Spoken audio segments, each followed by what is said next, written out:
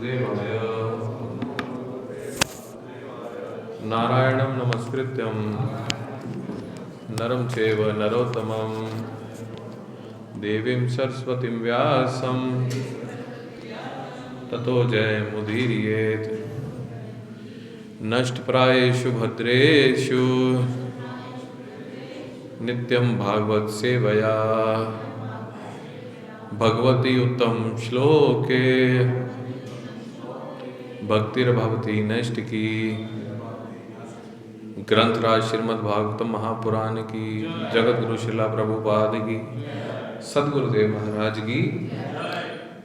श्रीमद् भागवतम सकंद 1 अध्याय 19 श्लोक संख्या आज करेंगे 28 और 29। अध्याय का शीर्षक है श्री शुकदेव गोस्वामी का प्राकट्य।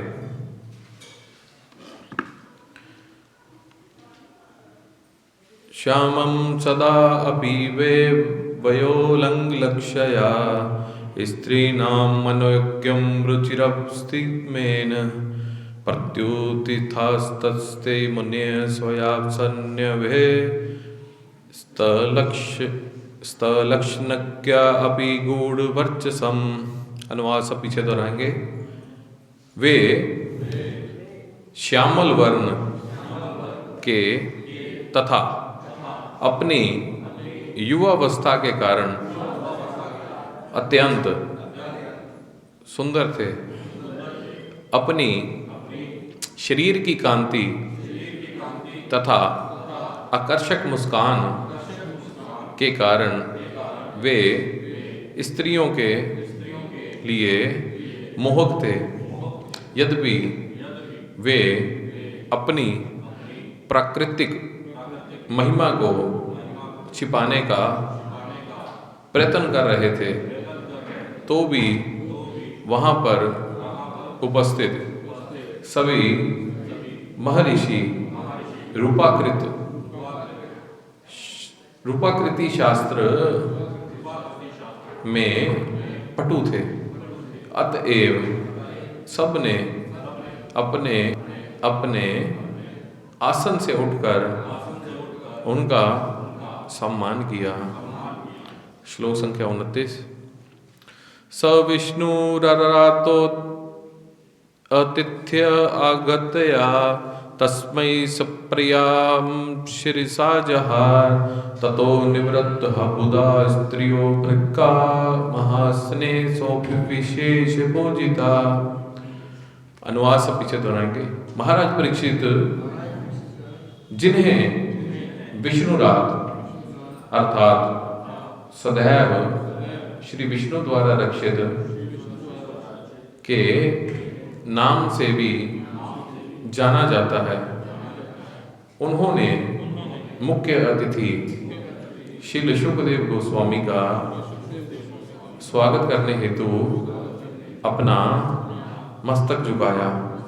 उस समय सारी अल्पज्ञ स्त्रियां तथा बालकों ने श्री शुकदेव गोस्वामी का पीछा करना छोड़ दिया। सबसे सम्मान प्राप्त करके श्री शुकदेव गोस्वामी अपने श्रेष्ठ आसन पर विराजमान हुए। तात्पर्य अर्चनीय वंदनीय जगतगुरु श्रीला प्रभुपाद जी द्वारा जगतगुरु श्रीला प्रभुपाद की। उस सभा में श्री शुकदेव गोस्वामी के आगमन पर श्री व्यासदेव, श्री नारद मुनि तथा कुछ अन्य ऋषियों के अतिरिक्त सभी लोग खड़े हो गए और महाराज परीक्षित ने इस महान भगवत भक्त के समक्ष साष्टांग दंडवत प्रणाम किया। श्री शुकदेव गोस्वामी ने सभी से विशेषकर अपने पिता तथा श्री नारद मुनि के समक्ष गले मिलते हुए हाथ मिलाकर, सिर हिलाकर तथा झुककर स्वागत का उत्तर दिया। तब उन्हें सभा का मुख्य आसन प्रदान किया गया। जब राजा तथा मुनि इस प्रकार से उनका स्वागत कर रहे थे, तो गलियों के बालकों तथा अल्पज्ञ स्त्रियां जो उनके पीछे पीछे चले आ रहे थे, आश्चर्य तथा भय से स्तंभित रह गए। उन्होंने अपनी छिछोरी हरकतें बंद कर दी और सब कुछ शांत तथा गंभीर हो गया। ओम ज्ञानतिमिरान्धस्य ज्ञानाञ्जनशलाकया चक्षुरुन्मिलितं येन तस्मै श्रीगुरुवे नमः। नमामि विष्णुपादाय कृष्णपृष्ठाय भूतले श्रीमते भक्तिवेदांत स्वामिनिति नामिने। नमस्ते सरस्वती देवे गौरवाणी प्रचारिणे निर्विशेष शून्यवादी पाश्चात्यदेशतारिणे। जय श्री कृष्ण चैतन्य प्रभु नित्यानंद श्री अद्वैत गदाधर शिवासादि गौर भक्त वृंद। हरे कृष्णा कृष्णा कृष्णा हरे हरे, हरे राम राम राम हरे हरे। कृष्णाय वासुदेवाय देवकी नंदनाय च नंदगोपकुमाराय गोविंदाय नमो नमः। गुरुवे गौरचंद्राय राधिकाय तदालय कृष्णाय कृष्ण भक्ताय तद्भक्ताय नमो नमः। हरे कृष्णा। तो आप सभी भक्तों और माताओं का हार्दिक स्वागत है मंगला आरती कार्यक्रम में और भागवतम कक्षा में। कोई पहली बार तो नहीं आया आज? क्या नाम है माता जी? कहाँ से? ललिता माता जी कीमा गेट से। इनका मंगला आरती कार्यक्रम में हार्दिक स्वागत है। हरि बोल। और कोई तो हो गए थोड़े दिन आते हुए। तो पिछले श्लोकों में हमने क्या चर्चा की थी, कौन बताएगा? एकादशी वाले दिन 2 श्लोक किए थे।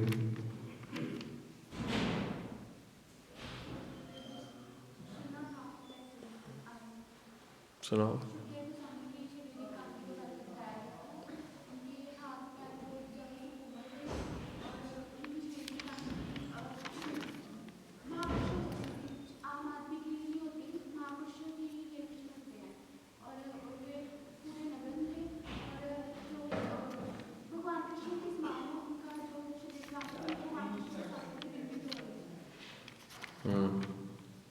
हाँ जी प्रभु।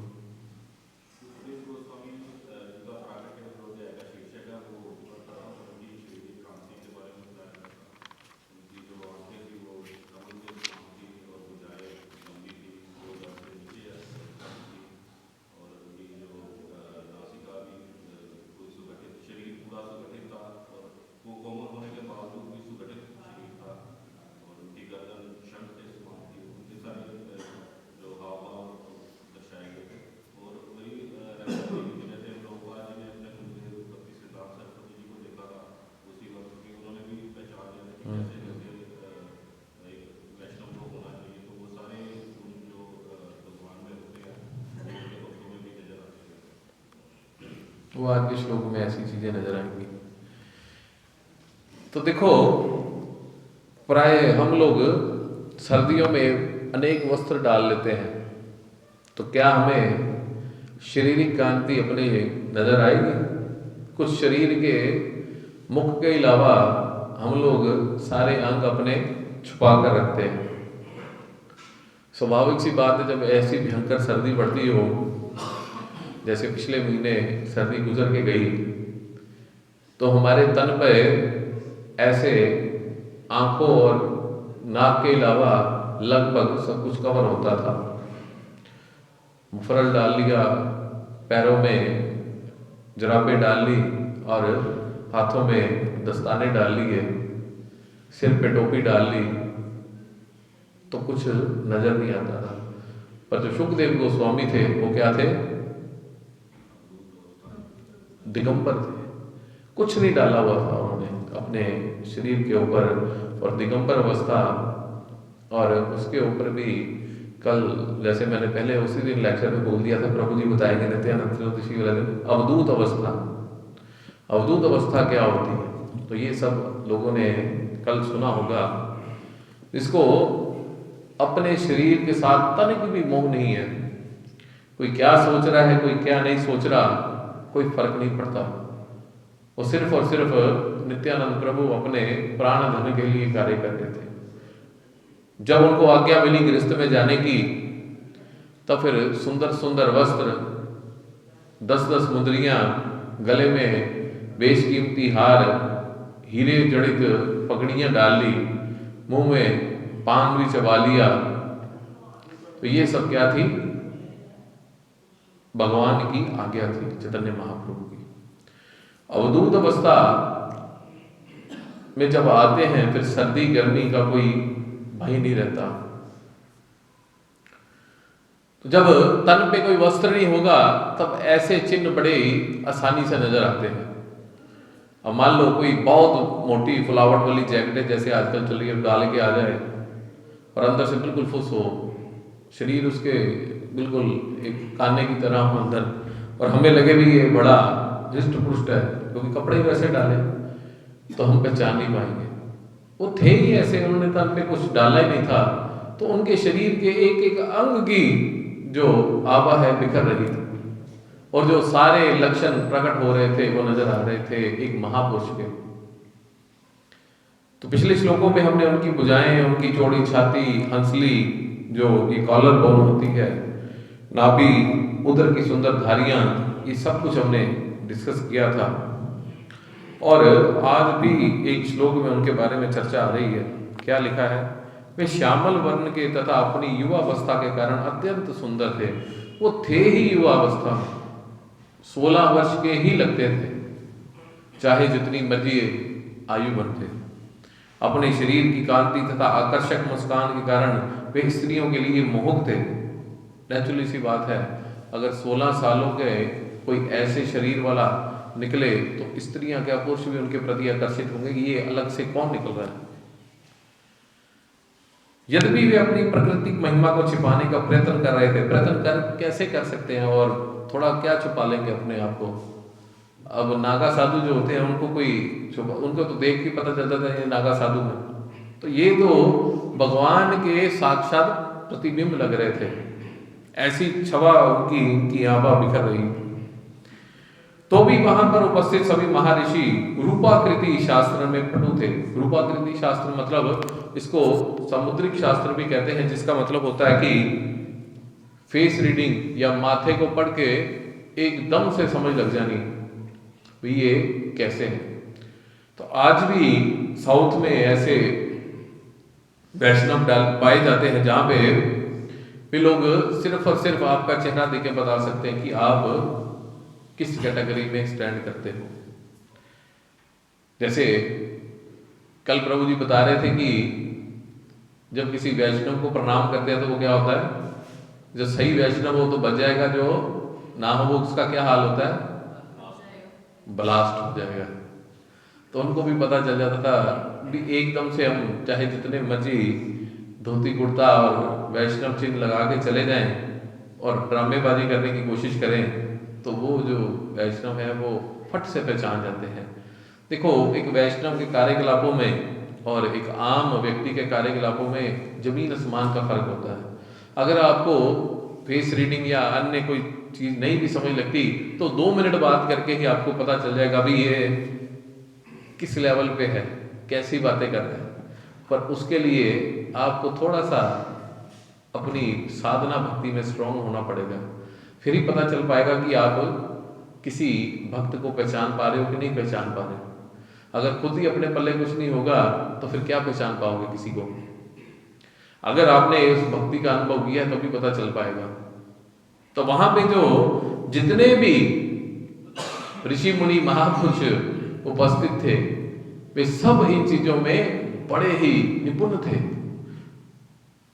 अतएव सबने अपने अपने आसन से उठकर उनका सम्मान किया। अब 16 सालों का लड़का और कहाँ त्रेता के ऋषि मुनि, परशुराम जी जैसे, श्री नारद मुनि जैसे वहां पे महापुरुष हों और वहां पे 16 सालों का एक नवयुवक निकले और बंदा कहता है यार 16 सालों का इसको क्या प्रणाम करना। पर उनमें लक्षण ऐसे प्रकट हो रहे थे, उनको देख के ही पता चल गया ये कोई साधारण नहीं है। तो अगले श्लोक में उनका कैसे स्वागत सत्कार किया गया वो बताते हैं। क्या लिखते हैं? महाराज परीक्षित, जिन्हें विष्णुराज मतलब विष्णु द्वारा रक्षित, क्योंकि उनको गर्भ में ही भगवान श्री कृष्ण ने बचा लिया था, इसलिए उन्हें विष्णुराज कहा जाता है, के नाम से भी जाना जाता है। उन्होंने मुख्य अतिथि श्री शुकदेव गोस्वामी का स्वागत करने हेतु मस्तक झुकाया। उस समय सारी अल्पज्ञ स्त्रियां तथा बालकों ने श्री शुकदेव स्वामी का पीछा करना छोड़ दिया। जो उनको छेड़ रहे थे, उनके पीछे पीछे भाग रहे थे, उन्होंने छोड़ दिया, क्योंकि राजा ने क्या किया, उनको प्रणाम किया। इसलिए उनको पता चल गया अभी ये कोई साधारण नहीं है। सबसे सम्मान प्राप्त करके श्रील शुकदेव गोस्वामी अपने श्रेष्ठ आसन पर विराजमान हुए। मतलब उस सभा में जब सबसे बढ़िया जो आसन बिछाया गया था, जिसे सब लोग सुनना चाहते थे, उन पे वो आके विराजमान हो गए। तो प्रभुपाद जी तात्पर्य में एक दो चीजें और बड़ी सुंदर समझा रहे हैं। उस सभा में श्रील शुकदेव स्वामी के आगमन पर श्रील व्यासदेव, श्रील नारद मुनि तथा कुछ अन्य ऋषियों के अतिरिक्त सभी लोग खड़े हो गए। अब एक कोई वैष्णव आ जाए और आप चुपचाप बैठे रहो, तो ये एटिकेट्स नहीं है। अब मान लो हमारे बीच यहाँ पे गुरुदेव आ जाए, गुरु महाराज आ जाए, और हम लोग आंखें बंद करके जप कर रहे हैं, तो सब लोगों की आहट तो पता चल ही जाती है कि कुछ हिलजुल हुई है, और फिर हम हिलजुल देख के फिर भी शांत रहे तो गलत हो जाएगा। फिर हमें पता चलता कि हाँ कोई आया है, तो फिर हम उसी समय एक्शन लेंगे। तो क्या करेंगे, साक्षात दंडवत प्रणाम करेंगे। और महाराज परीक्षित ने उस महान भगत के समक्ष क्या किया, साष्टांग दंडवत प्रणाम किया। तो ये होते वैष्णव एटिकेट्स। और आजकल क्या होता है, प्रभु जी सवेरे एक बार हरे कृष्णा होते गई है और दोबारा फिर आगे सामने, साइड तो निकल जाओ, की फर्क पैदा है। कहने का मतलब हम लोग चुराते हैं अपने आप को बार बार किसी के सामने जाके। देखो, कोई ना कोई किसी को प्रणाम करता है तो उसका परिणाम जरूर होता है। हम लोग प्राय इन चीजों को तवज्जो नहीं देते भी हम लोग कहाँ बैठे हैं, क्या कर रहे हैं, किस लिए कर रहे हैं। तो इन चीजों का बड़ा विशेष करके ध्यान रखना चाहिए कि हमें किस समय क्या करना है।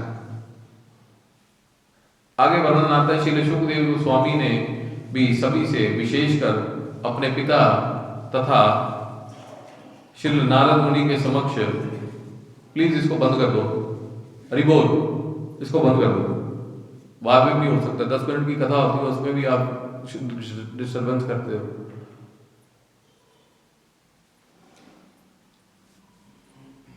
श्री नारद मुनि के समक्ष गले मिलते हुए, हाथ मिलाकर, सिर हिलाकर तथा झुककर स्वागत कर उत्तर दिया।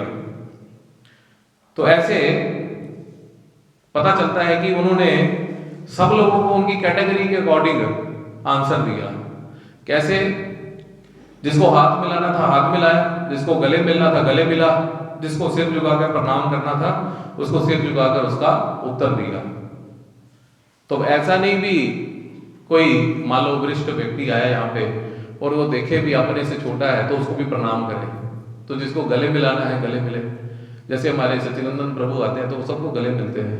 तो कई बार हमें लगता है कि हम पात्र नहीं है, पर उनके लिए बड़ा स्नेह उमड़ता है। पहले हम प्रणाम तो कर ही लेते हैं उनको, फिर वो गले मिलते हैं हमसे, अपने आप अपनापन शो करते हैं हमें भी मैं आप जैसा ही हूँ, कोई अलग नहीं हूँ।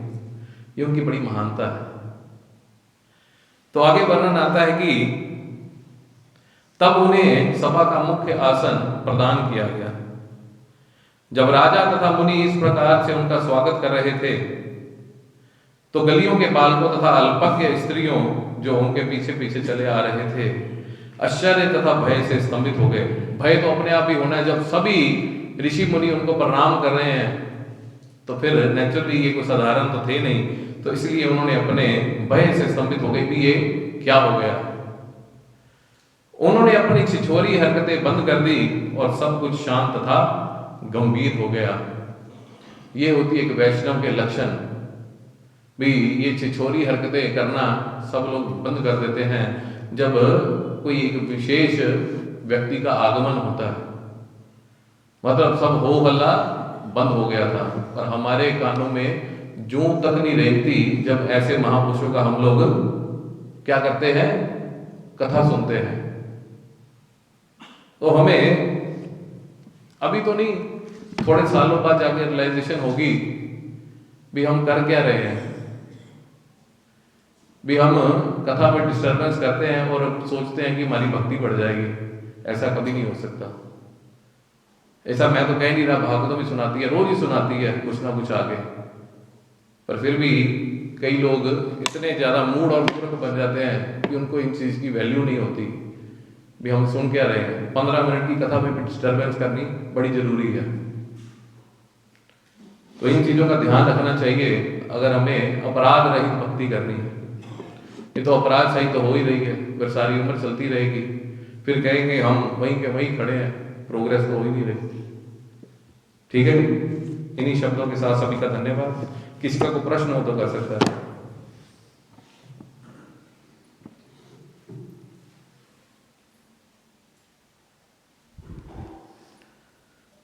ग्रंथराज श्रीमद् भागवतम महापुराण की, जगत गुरु शिला प्रभुपाद की, सदगुरुदेव महाराज की। आइए महान वैष्णव भक्तों के सन्मुख सादर वंदना करते हैं। जो कल वृक्ष के समान है, कृपा के सागर है और पतिता